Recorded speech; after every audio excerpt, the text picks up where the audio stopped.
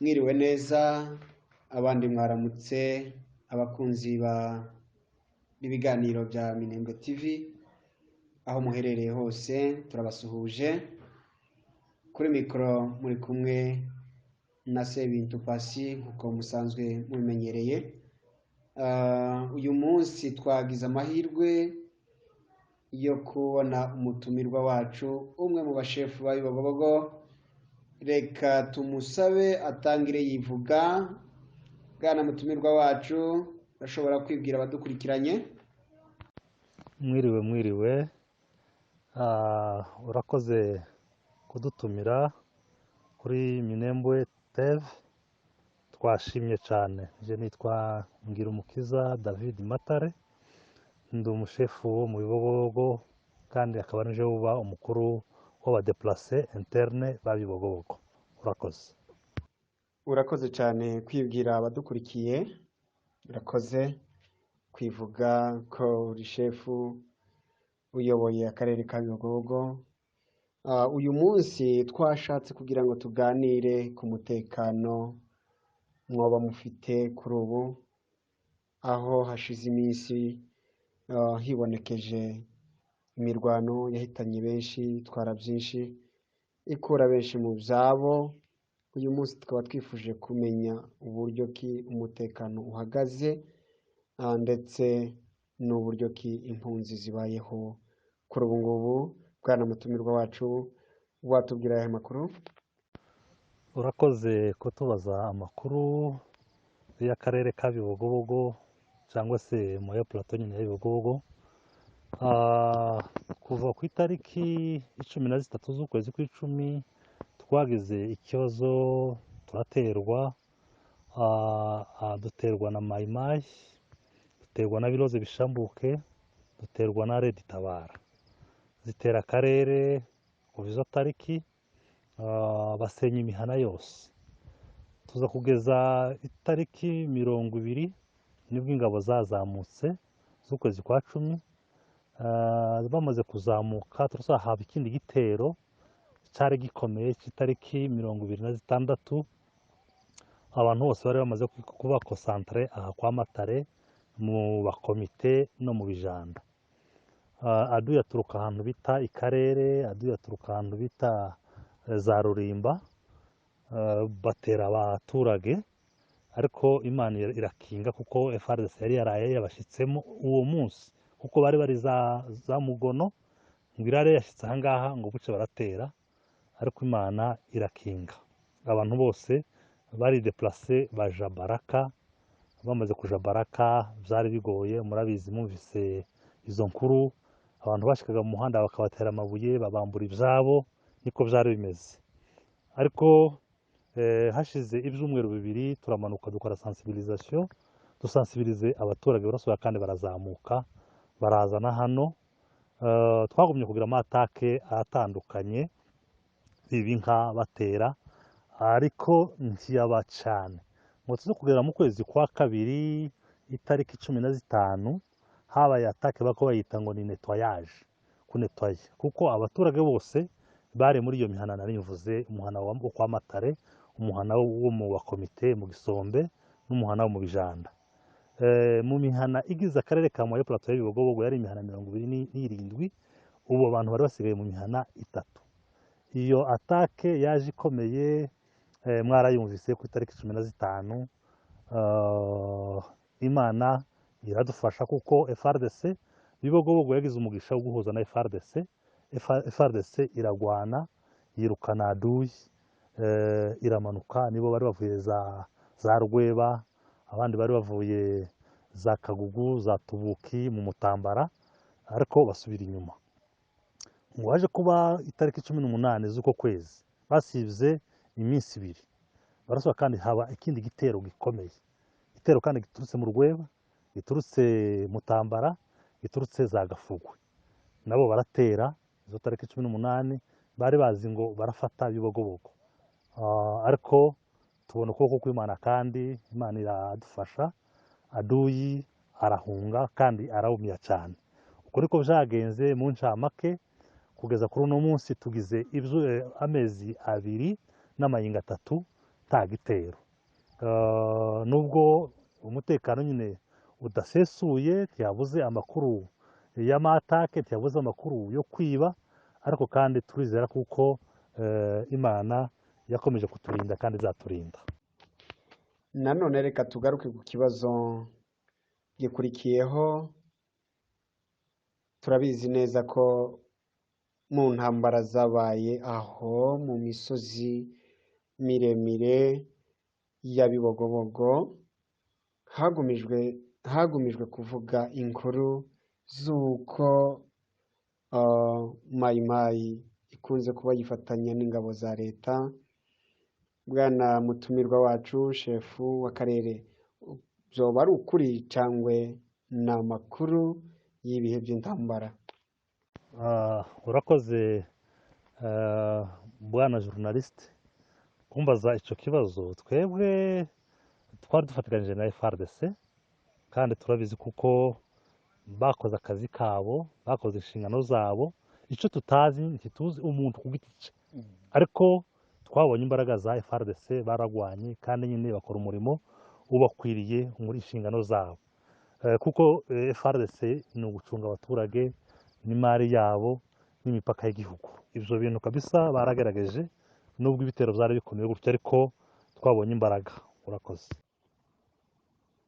Urakoze cyane gusobanura ku bijyanye n'icyo kibazo kijyanye n'ubufatanye bwa leta ndetse n'imitwe yitwaje ibirwanisho. None se kuri ubu mufitanye ubusabane bungana iki hagati y'impunzi zavuye mu mihana itandukanye ndetse n'ingabo za leta? Ku kibazo kijyanye n'impunzi na FARDC, ubusabane bwabo ni ukuri. Ibyo ari byo byose FARDC yatugaragarije ubufatanye n'abaturage, kuko n'ubu inzira y'ibaraka irafunze, ariko rimwe na rimwe FARDC ifata imodoka yabo ikaheza abaturage amabeje aba akeneye, ari mato mato, umunyu, isabune, isukari, imodoka ikagenda ikabizana. Hariho collaboration y'abaturage na FARDC.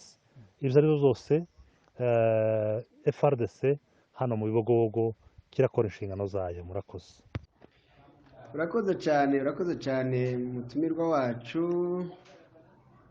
Matare, ku makuru uvuye kutubwira. Muri ayo makuru hari icyo nongera kukubaza. Ese hagati y'abashefu bari bagize iyo mihana igera kuri 27 nk'uko uvuye kuyivuga, ese hagati yanyu ubusabane bumeze gute? Kuko hari uduce tumwe nzi dukunze kumva dufite ubwumvikane bukeya kandi ari impunzi. Aho hantu mwahuriye mu mihana igera kuri 3, ubusabane bw'abashefu b'iyo mihana 27 buhagaze gute, bwana mutumirwa wacu shefu Matare? Murakoze kuri icyo kibazo ubajije. Kibaza ngo se ni gute imihana 27 yohora ahantu hamwe ariko mukaba mvuga rumwe? Kuko mu tundi duce abenshi ntibavuga rumwe. Kubwiye kuko twebwe turi umuntu umwe, tuvuga rumwe, dusenyera ku mugozi umwe, urupfu rwacu twese ni rumwe, ikibazo cyacu twese ni kimwe. Turi umuntu umwe, dufite na komite twese duhuriyeho igize abantu batowe n'abaturage, harimo abashefu 4, kuko mu plateau ya Bibogobogo ifite abashefu 4. Muri abo 4 ni jewe perezida, vice ni Rutabagisha Rutambwe Maniha. Uko niko bimeze, n'abandi bajanama n'abasekreteri. Urumva nta kibazo dufitanye. Sinzi ko ngisubije nko kubishaka. Urakoze. Ku kibazo twari twababajije kijanye n'uko wenda mu bitero mwagabweho uhereye kuri izo tariki wagiye uvuga, twari twababajije kuko hatagaragayemo ubufatanye bwa FARDC cyangwa se ingabo za leta ya Congo. Mubisobanuye neza ati babihagazemo neza, ati bagaragaza imbaraga zabo ko bari bashoboye. None bwana shefu mutumirwa wacu, ko hari uduce twinshi twabayemo intambara. Uduce mvuga ni uduce turimo abanyamurenge, ariko hagiye hagaragaramo complicité cyangwa se ubufatanye hagati y'ingabo za leta na mayimayi. Mwebwe n'iki mwoba mwarakoresheje kugira ngo leta ibiteho bene ako kagene, cyangwa biravana n'ubuyobozi cyangwa se komanda ubuyoboye aho hantu? Biba bimeze gute bwana Chef Matare? Ku kibazo kijanye n'impunzi na FARDC, ubusabane bwabo, ni ukuri ibyo ari byo byose FARDC yatugaragarije ubufatanye n'abaturage, kuko n'ubu inzira y'ibaraka irafunze, ariko rimwe na rimwe FARDC ifata imodoka yabo ikaheza abaturage amabeje aba akeneye, aya ari mato mato, umunyu, isabune, isukari, imodoka ikagenda ikabizana. Hariho collaboration y'abaturage na FARDC. Ibyo ari byo byose FARDC hano mu Bibogobogo kirakora inshingano zayo. Murakoze. Ku kibazo kijanye n'impunzi za Bibogobogo, uvuze ko imibereho yabo uko biri kose hariho contribution y'ingabo za FARDC cyangwa se babifitemo uruhare. Aho hantu ntitwasobanukiwe neza. Hari ama ONG ashobora kuba hari abafasha mu buryo bumwe n'ubundi.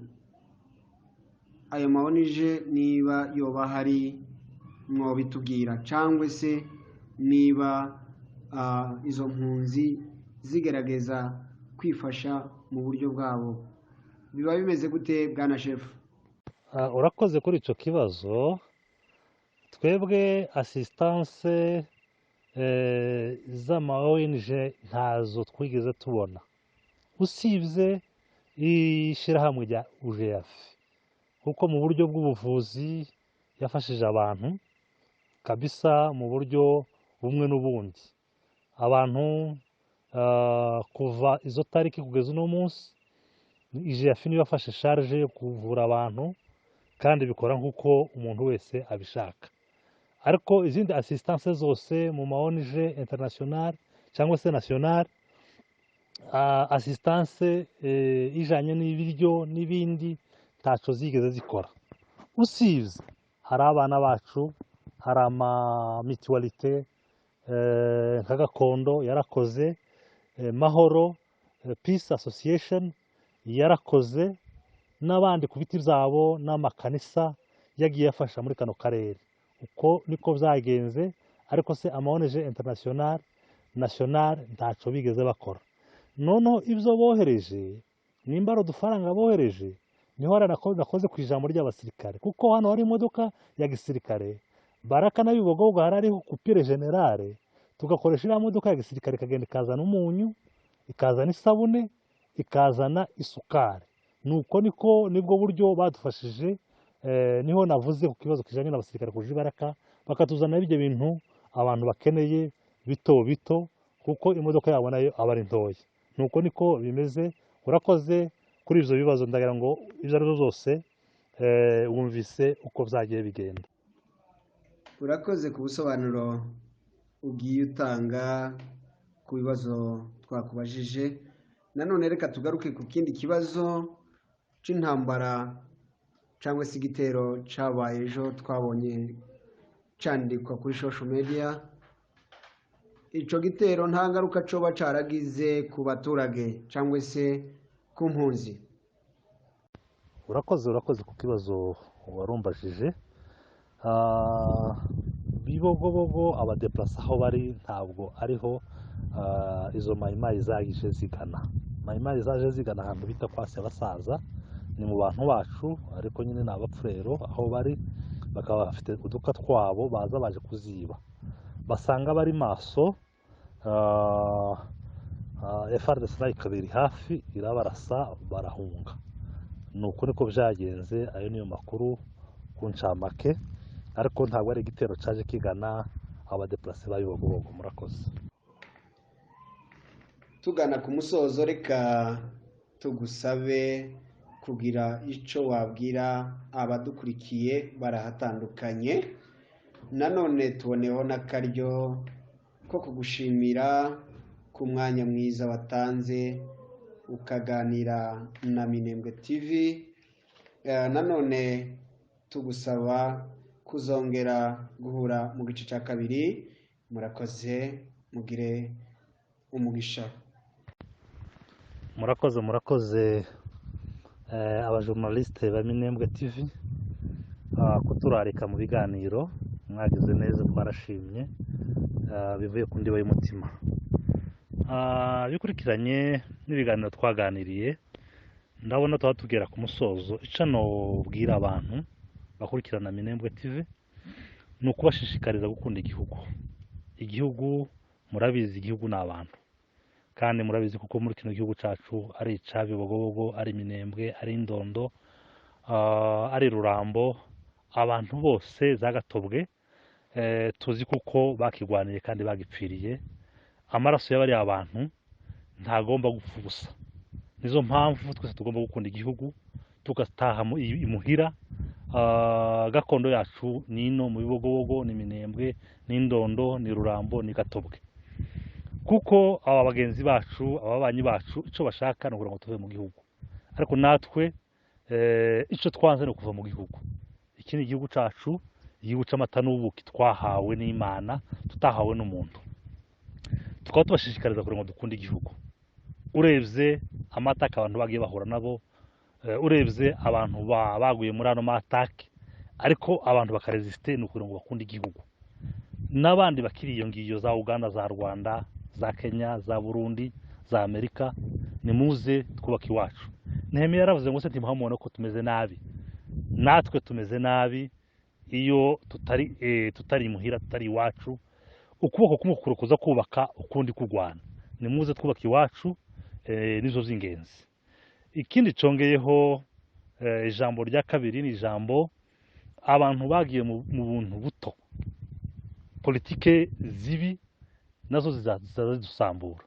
Tugasaba kuko abantu bareka zira politike. Dufite umwanzi n'umwe. Umwanzi twese dufite umwanzi umwe.